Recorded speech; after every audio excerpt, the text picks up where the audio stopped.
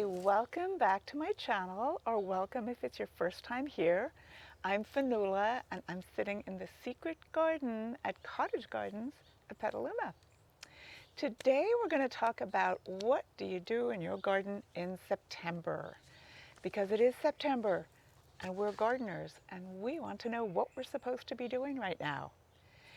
Something I want to start with, because it's a thing that I forget quite often, but I'm on top of it this year, is taking care of my shade garden.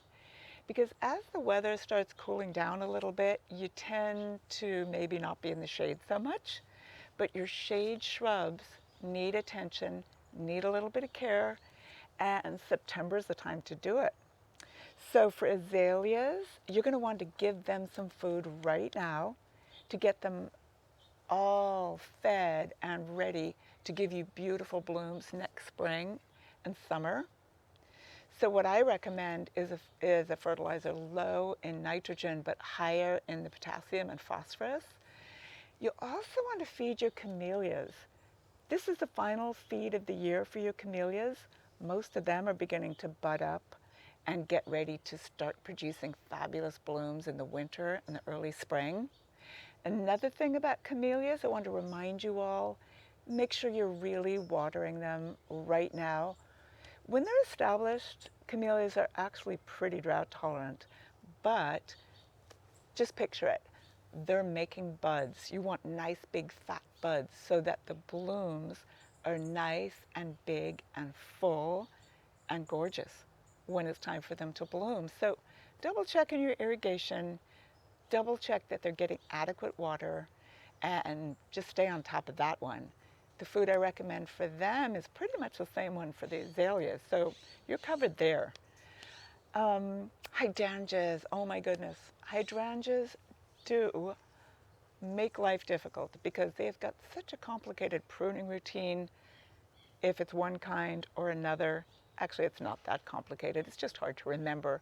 I'll do a whole other video just on hydrangeas, but what you want to do for all of your hydrangeas right now, another little bit of food, low in nitrogen, high on potassium and phosphorus, and you want to deadhead a little bit, mostly so that you can bring those blooms in, because even dried hydrangea blooms are really, really super beautiful in any kind of arrangement.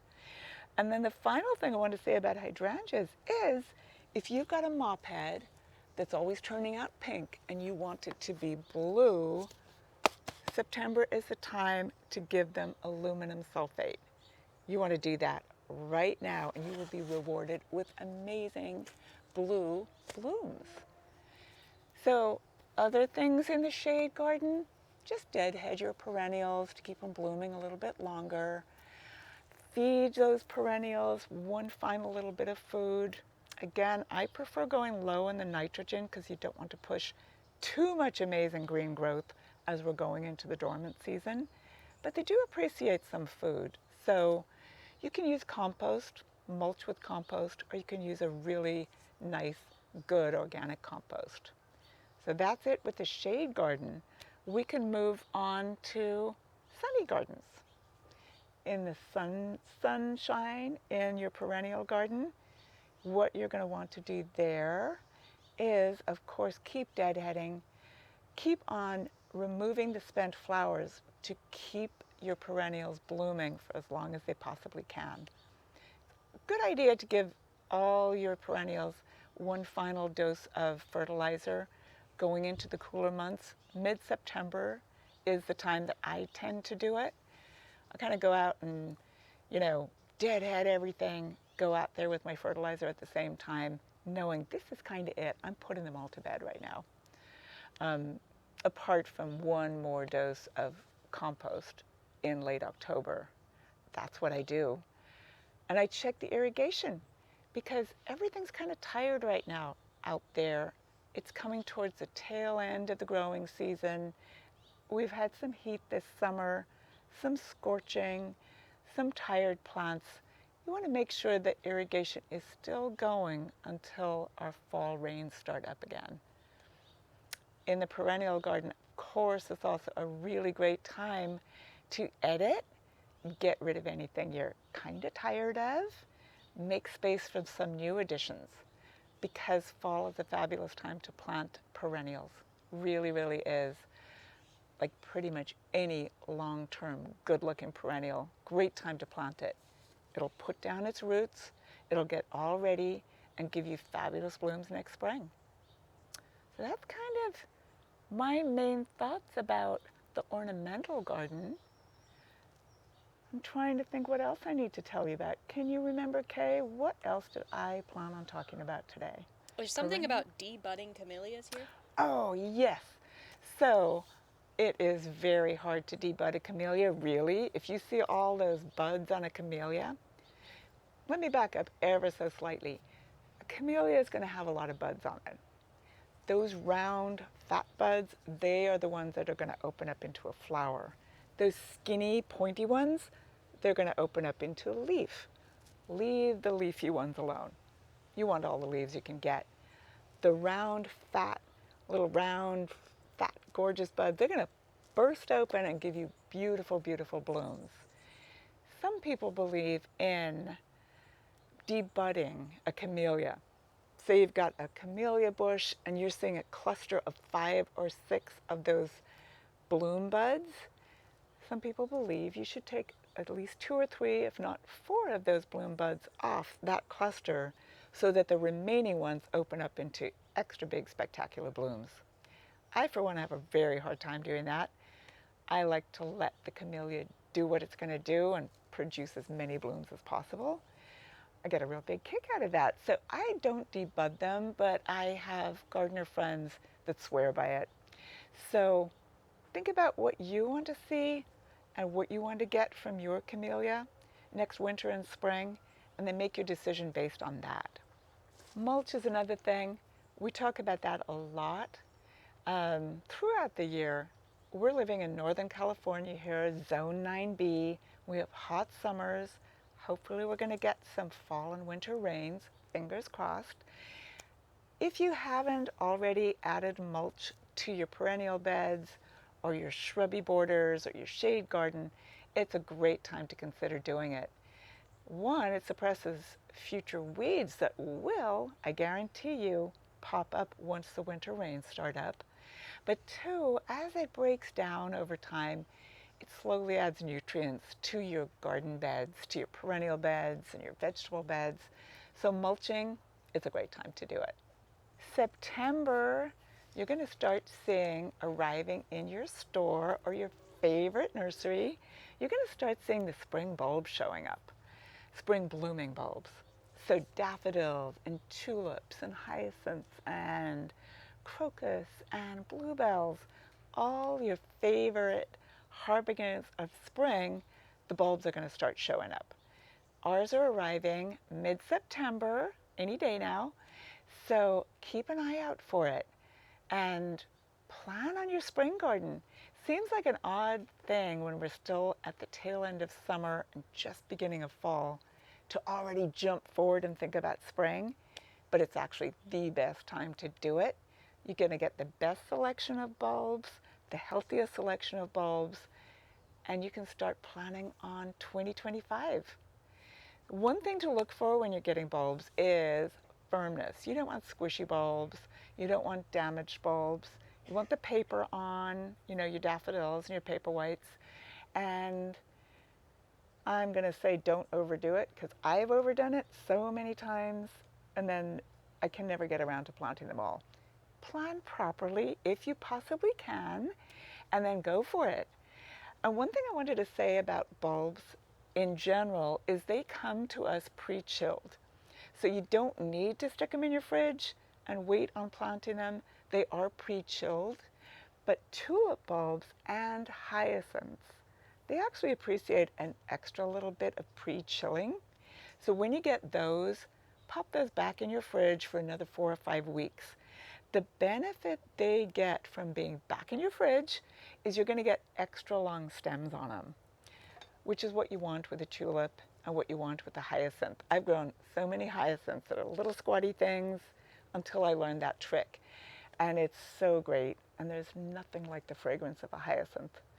I find them slightly odd looking plants, but that fragrance, oh my goodness, so worth it.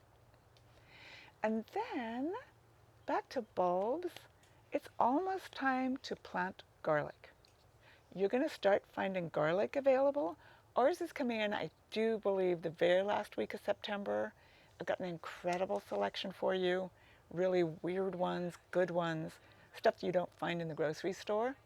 So you're going to want plan on making some space in your garden for garlic, because one bulb of garlic breaks up into a bunch of little cloves, and each one of those cloves you're going to want to plant at least 6 inches apart. And each one of those cloves is going to turn into garlic, a whole big head of garlic. And your garlic that you grow in the garden takes up space between planting time and the following June or July. So now is the time to prep, plan, make that space available, and get ready to plant your garlic. So, how do we prepare our garden and our garden soil for the spring blooming bulbs? Yeah, one of the ways to prepare your garden for the spring blooming bulbs is good rich soil. That's pretty much what you need to do for almost anything new that you're going to plant. But amend your soil with compost or soil booster. Add some of the EB Stone bulb food at the same time. A lot of people also like to add blood meal and bone meal. Um, I find that the bulb food has everything you need. You don't need to overcomplicate your life. But if you've tried it and it works for you, of course, go for it. Do not change. Don't mess with success. Just add that bone meal, add that blood meal, get it all in there to get your bulbs off to a great start. The other thing about the spring blooming bulbs, it's not all one formula. Your daffodil in Sonoma County, planting a daffodil bulb, you plant it twice as deep as the bulb is big, if you see what I mean. If the bulb is 2 inches tall, you plant that bulb 4 inches deep. If you live somewhere where it's much, much colder than us, you're going to want to plant it deeper still. If you live in a much warmer area, almost surface planting. Um, Same if you're doing it in a container. It's pretty much the same kind of formula. But that's just daffodils. Follow the instructions on the back of the packet or do your research. It's not one depth fits all bulb or corm that you're planting. Do a little research for best success or ask us. We're happy to help. If you want to plant seeds right now, seeds of annuals, for example, go for the seeds, and we're going to talk right now about ornamentals. Go for seeds that are going to give you blooms and color in the winter. Something like Iceland poppies, poppies in general, great time to plant poppy seeds. Nicotiana, fabulous plant around here, seems to almost be a perennial. You can plant Nicotiana seeds directly in the garden. But my favorite thing to plant, favorite annual to plant in September, of course, apart from bachelor's buttons and poppies, is sweet peas. It is a fabulous time to plant sweet peas. I know I talked about it in our last video, but I cannot emphasize enough just how happy you're going to be if you plant your sweet peas in September or October. Direct sow them in September, start planting starts in October, November, and it is amazing. It's another one of those things when you're planning ahead for what you're going to see in your garden next spring. And believe me, you're going to want to get those sweet peas in. Seeded in September, starts in the next couple of months. You just are going to be absolutely stunned. The other thing about sweet peas is, of course, they grow to about 6, 8, 10 feet tall. You want to give them support. So good, rich soil, plan on watering until the fall and winter rains come along, and something to climb on. And of course, I love the trellises that we have here. They come in a bunch of different sizes. Don't sell those sweet peas short. Don't think they're going to only get to 5 feet tall if you plant them in September. Go for the tallest trellis possible, and you're going to be stunned. So, there's lots of things that are ripening in the garden right now. Do you have any harvesting tips for this time of year? Oh, of course, yeah. Your summer veggies, they're going to be producing still, maybe a little slower, but you're still going to be getting squash, you're still going to be getting beans. The tomatoes are in like prime season right now. You should be out there picking your tomatoes every single day and learning about canning or getting a deep freezer or something and start preserving because you're going to love those tomatoes in the winter in a sauce or just, I freeze a lot, just whole. I stick them straight in the freezer and just grabbing a handful of those and popping them into any stew or soup over the winter is so darn satisfying. So yeah, keep on harvesting your vegetables to keep them going for as long as they possibly can. And in your orchard, apples, oh my goodness, the apples right now are just epic in my own garden. I've got 5 or 6 different kinds of apples. The Gravensteins have come and gone. It was a great year for Gravensteins. Right now I'm picking my Galas every single day. The Fujis, maybe towards the end of the month. But you want to wait till your apple is fully mature before picking it. That's something I've learned, though mind you, I don't mind a slightly unripe apple. Tastes great, especially when you're in a hurry and you just can't wait for an apple. But when you let them fully mature on the tree, they're at their best. And that's when I recommend picking them. And the way to find out if your apple is fully mature and ready for picking is to see, does it come off easily? When you just kind of lift that apple up, it should snap right off. Not even snap, it should slip right off the tree. If you lift it up and wiggle it around and it's clinging tight, it's not ready for picking. Give it another week or so. The deer this time of year seem to be relentless. Oh my goodness. Very, very good point. Almost forgotten about the deer, and how could I in my own garden? There's literally a mom with triplets who are eating everything that is not behind my deer fence. Yeah, the deer can be quite an issue in September, partly because everything they're foraging on out there in the wild has gone brown and gray and died back, and there really isn't an awful lot for them. So they're invading our gardens more and more. And then, of course, the babies have matured a little bit, so they're extra hungry. I have very mixed feelings about the deer. I have part of my garden is fenced off, and my most precious plants are behind the deer fencing. But the others that I don't really mind if they eat, it's outside the deer fencing. They can nibble on something if they feel like it. They need food and water just like every other creature out there. Um, so I don't really mind them eating quite a bit. But for the precious plants outside of my deer fence, because I did plant a rose foolishly many years ago that's outside my deer fence and I just did not include it, I'll go out there and I'll spray with deer off. Or run some protective wire around it, but that looks silly. So I'll go out there, spray with this deer off spray that we've got here every couple of weeks. Right now, even more frequently because the deer are out there every day. When I go home from work, there they are. So I get out there, spray my precious rose bush with deer off once a week in September, just to make sure it lasts without being pruned back to nothing by the deer this month. One more reminder about watering, because again, the days are slightly shorter and it feels a little cooler in the morning. You might think you need to let up on checking your irrigation or deep watering your trees or plants in general. Not true. Around here, sometimes September can be incredibly hot. We've just come off another little mini heat wave. So I totally recommend going outside, checking your irrigation again, just make sure all those emitters are doing their job. And anybody out there, your fruit trees or your ornamental trees that's looking a little peaky, give them another deep watering. It's a really, really good idea. And don't let up on pest monitoring. Those aphids are still out there, and ladybugs are a great cure for that, or just spraying them off with a jet of water. And slugs and snails are beginning to make a comeback too.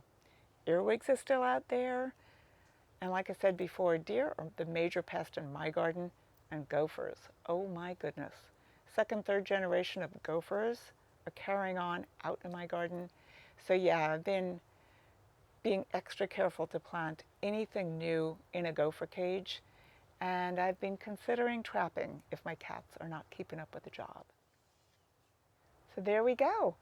I think we've covered everything that you need to do in your garden in September.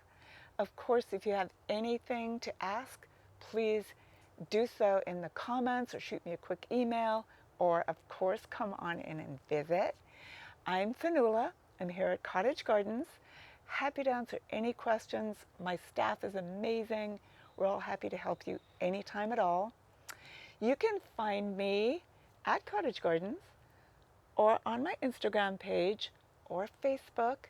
My email is info@cottagegardens@pet.com. And I do a weekly, not a weekly, oh my goodness, I do a newsletter when I can, so sign up for it.